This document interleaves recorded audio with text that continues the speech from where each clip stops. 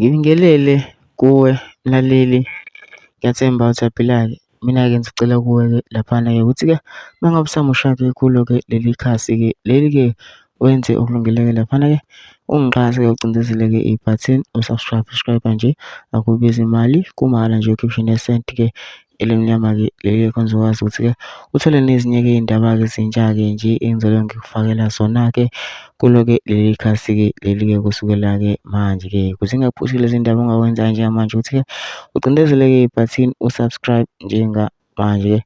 Udaba kulethele lona-ke namhlanje-ke lithi-ke laphana sekuvele kwavela-ke umlisa-ke laphana-ke ebalisa-ke ngobudlelwane-ke babo-ke be-MK ne-IFP na-ke laphana emva kokuba-ke kube khona-ke ukhetho-ke laphana kwaveza-ke nokuningi-ke nanokuthi-ke i-MK-ke iwatholiphi-ke amavoti-ke amaningi-ke. Kodwa-ke angifuni ukuthi ngami-ke mina phela nje ngidlala-ke ividiyo-ke uzizwele wena ukuthi-ke uthini-ke lo mlisa lo.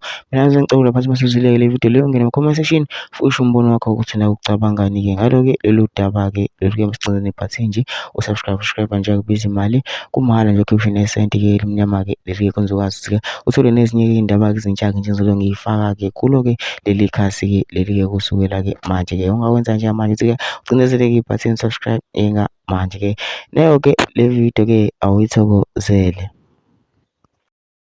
Hayi, siyazizwa indaba, siyazizwa indaba. Uyazi sometimes ngike ngicabange ubudlelwane bethu nenkatha babobuhle kanjani before ama-elections. Yabona le nyakanyaka ese-KZN ngaba yikho, ngabe mani izwe libuseka kamnandi kanjani, ngabe kumnandi kanjani e-KZN.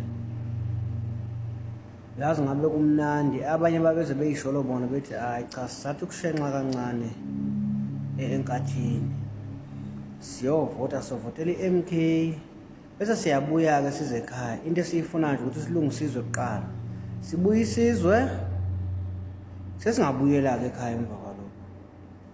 Awu nembali impela abantu bakwenza lokho, bakwenza impela, kwakuyinto enhle bakwenza ngoba ngicantha amavoti amaningi. MK yikho yathola amavoti amangaka nje, wathola kuyo i-IFP ngoba phela khumbula ukuthi i-IFP ebikade inomasipala abaningi e-KZN, so yilona qembu nje belivoteleka kakhulu e-KZN.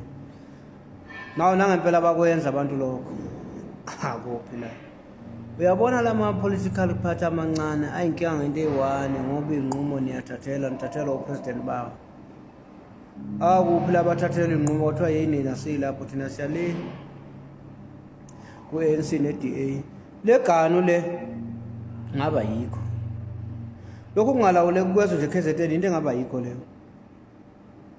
Ngabe kumnandi kabi, ngabe kumnandi nje KZN. Ake ngiyeke nje amanye ama-province. Le nto yokuriga le babethi beregile kodwa izwe sasoliphatha kahle naye i-IFP kahle, futhi kwakumnandi ngoba ubudlelwano bethu before ama-election babubuhle mani, uyezwa babubuhle kwangathi futhi ububona ukuthi lezi ingane zomuntu oyedwa babubuhle. Babathathela iy'nqumo base bekhohlwa nabanye ukuthi hayi thina savotela i-MK. Futhi uma ukwaphosta lapho, uma ukwafaka igama le-IFP ngisakuthi ukhulume ngalo kahle, mhlawumbe uzoyithola Jehova, inhlamba uzoyithola. Babumnandi.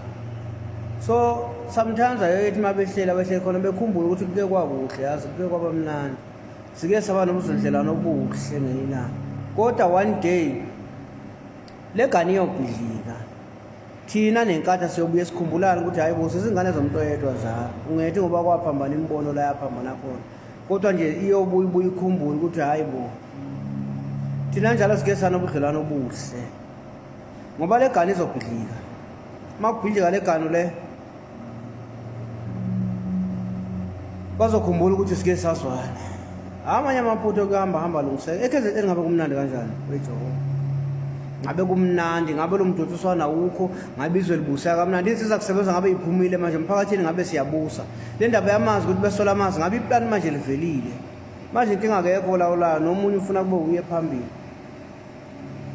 Hayi, siyazizwa indaba. Kodwa-ke i-IFP one day iyohamba ibuye ize ekhaya, ngoba phela sometimes into zala emhlabeni ziyakwenza ukuthi ugcine sewuphenduka imbuku impela, umbuku ujikela abantu bakini impela, ubajikele ulandela abezizwe ngenxa yezathu ey'thile. Kodwa futhi-ke mina ngize ngabasola kakhulu abantu abayivotela, ngisole kakhulu abantu abayiphethe, ngoba abantu abayiphethe yibo abayithathela iy'nqumo, bayithatha bayenza iqembu elincane yilo elithathela iy'nqumo, bavese nje bayenza iqembu elincane inkathi kuyiqembu elikhulu, bayithathela iy'nqumo. Kodwa siyathemba ngelanga lohambo kulunga, kusho mina uMacekeceke.